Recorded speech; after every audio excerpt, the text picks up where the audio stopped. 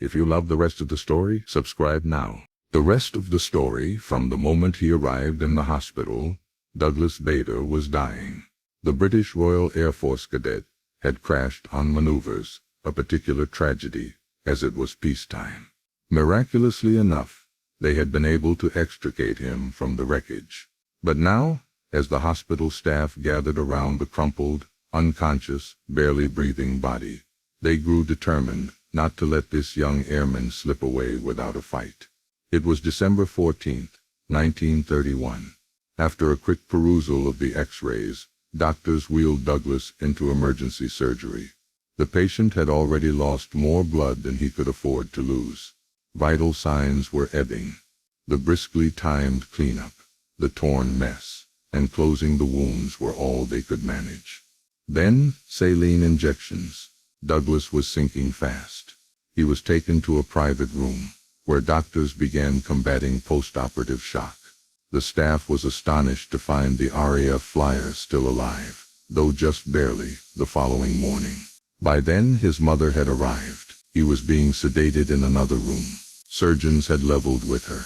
The prognosis was grim, and worse still, if Douglas had any chance of surviving at all, there must be another operation, one which in itself might be too much for him. So the second surgery was performed. The pilot was almost gone. Now as the surgeon closed, the young nurse began crying. It all seemed so sad and so unnecessary. And then, the anesthetist said quietly, "The heart has stopped." The operating room fell silent. Somebody took the airman's wrist. Nothing. But now, this is the rest of the story. Once upon a time, in our rather recent history, there was an RAF squadron leader. I mean, an ace Spitfire fighter pilot named Douglas Bader. He played a major role in the Dunkirk patrol. He was among the heroes of the Battle of Britain. At one point, he had flown more missions than anyone else in the entire fighter command. On the list of the deadliest RAF pilots ever, he ranked number 5. He would blast 30 enemy aircraft out of the sky before the Second World War was over.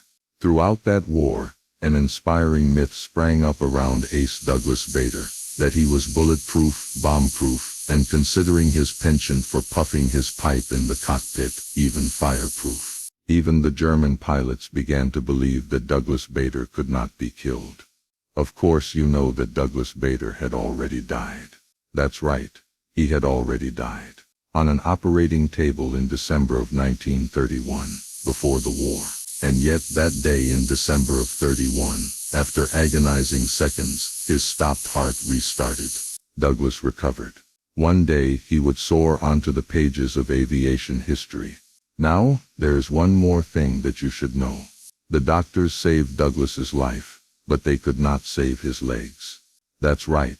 When he awakened from that second surgery, this was long before his record as a fighter ace. When he awakened from that second surgery, both legs were gone. But who needs legs when you have wings? And now you know the rest of the story.